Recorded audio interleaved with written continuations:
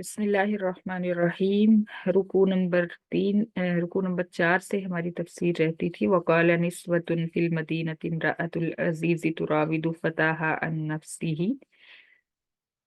जब ये वाक़या हुआ तो शहर के अंदर बात फैल गई, क्योंकि जो वज़ीरों के साथ वज़ीरों और मुशीरों की जो बेगमात थीं, जो बीवियाँ थीं, वो भी महल के अंदर आती जाती थीं, तो उनको भी इस वाक़ये की खबर हो गई। हालाँकि अज़ीज़े मिस्र ने इसको छुपाने की कोशिश की थी।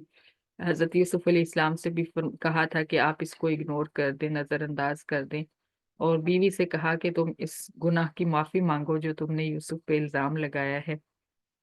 तो उन्होंने मामला रफ़ा-दफ़ा करने की कोशिश की, लेकिन महल के अंदर बात फैल गई। उस वक़्त जो माहौल था मिस्र का, आप समझिए कि जैसा यूरोप का माहौल है आजकल, इस तरह का माहौल था। यानी बेहयाई आम थी, और इसके ऊपर औरतें और मर्द जो थे वो फ़ख्र करते थे इन चीज़ों के ऊपर। तो क्या हुआ कि औरतों ने भी तजस्सुस के लिए बातें बनानी शुरू कर दी। वो भी चाहती थी कि हम भी उस नौजवान को देखें जिसकी मोहब्बत में अज़ीज़े मिस्र की बीवी गिरफ्तार हो गई है। तो आपस में उन्होंने बातें करनी शुरू कर दी और लान-तान शुरू कर दिए। जब अज़ीज़े मिस्र की बीवी यानी ज़ुलेहा को जब इस चीज़ की खबर हुई, तो उसने बड़े फ़खरिया अंदाज़ में, यानी चूँकि माहौल इतना बिगड़ चुका था, ऐसा नहीं था कि कोई शर्म-ओ-हया वाला माहौल था। उसने भी बड़े फ़ख्र से दिखाना चाहा अपना गुलाम कि इस गुलाम की वज़ह से मैंने ऐसा किया है, तुम भी आके इसको देखो।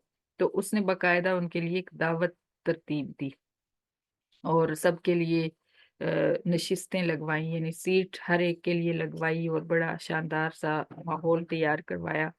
और बर्तन रखे गए, और उनके साथ छुरियाँ उनको दी गईं, हर एक को छुरी फल काटने के लिए दी गई। एक खूबसूरत सा माहौल उसने तरतीब दिलवाया।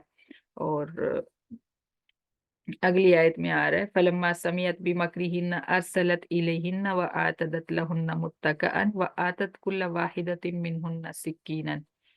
हर एक को पैगाम भेजा, उनके लिए नशिस्त बनवाई, लगवाई, और उनको हर एक को एक-एक छुरी भी दी।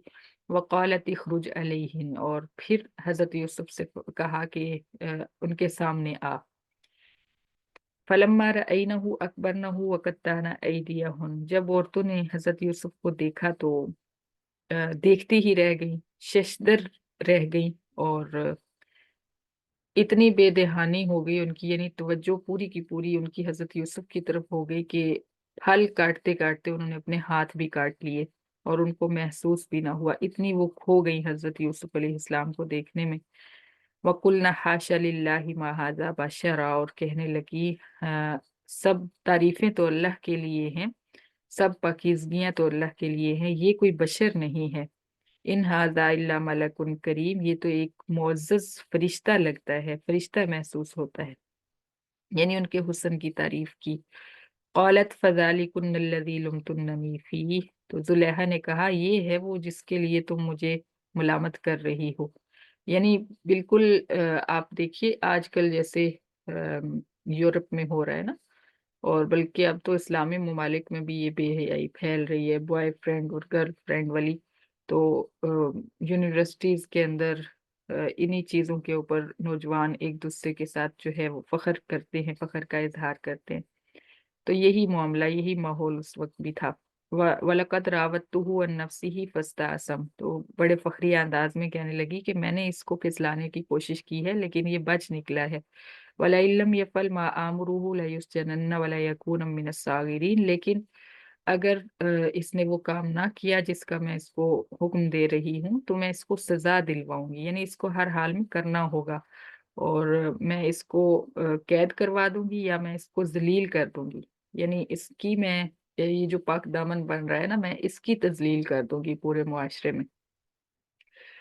क़ाल रब्बिस्सिज्नु अहब्बु इलैय्य मिम्मा यदऊननी इलैहि। हज़रत यूसुफ़ अलैहिस्सलाम उनकी गुफ्तगू सुनकर बड़े परेशान हुए, और अल्लाह ताला से दुआ माँगी कि अल्लाह ताला जी, मुझे इस काम से ज़्यादा, इस बेहयाई से ज़्यादा कैद खाना महबूब है, आप मुझे इससे निजात दे दें, یعنی جو دو سزائیں اس نے بولی تھیں، قید خانہ یا پھر ذلت، تو حضرت یوسف علیہ السلام نے دعا مانگی کہ مجھے قید خانہ ہی دے دے، میں قید میں چلا جاؤں، لیکن میں اس بے حیائی میں نہیں پڑنا چاہتا، کیونکہ وہ ساری عورتیں جو تھیں، وہ جتنی بھی وزیروں اور مشیروں کی بیویاں تھیں، وہ سب حضرت یوسف پہ فریفتہ ہو گئی تھیں، اور بعد میں پھر اسی وجہ سے ان کے جو خامد تھے انہوں نے دیکھ لیا تھا کہ عورتیں اب ہمارے کنٹرول میں نہیں رہیں، تو اسی وجہ سے انہوں نے حضرت یوسف علیہ السلام کو قید میں ڈال دیا تھا۔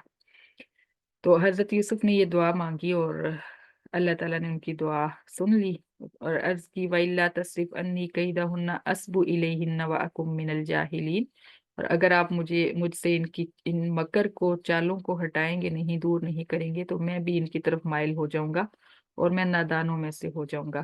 یعنی بشری تقاضا ہے یہ، میں بشر ہوں، پیغمبر بھی ظاہر ہے کہ بشر ہوتے تھے، تو اس لیے گناہ سے بچنے کے لیے اور ان عورتوں کی چالوں سے بچنے کے لیے قید خانے کی دعا مانگی۔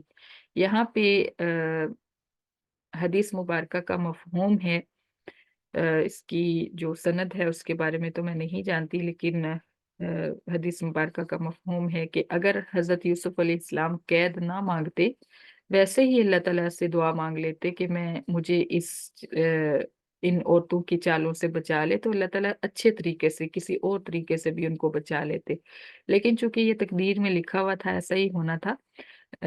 لیکن یہ اس لیے فرمایا گیا ہے کہ دعا مانگتے ہوئے ہمیں احتیاط برتنی چاہیے۔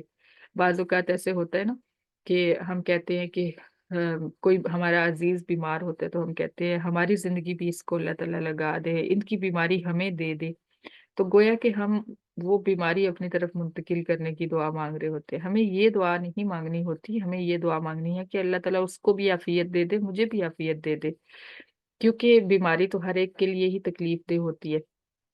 اسی طرح ایک مفسر تھے، ان سے میں نے سنا کہ وہ فرما رہے تھے کہ جب پاکستان بننا تھا، ہندوستان اور پاکستان الگ الگ ہونا تھا، تو اس وقت مسلمان یہ نعرہ لگایا کرتے تھے کہ خون میں نہا کر لیں گے پاکستان، اس طرح کا کوئی نعرہ تھا کہ خون میں ڈوب کے ہم پاکستان بنائیں گے۔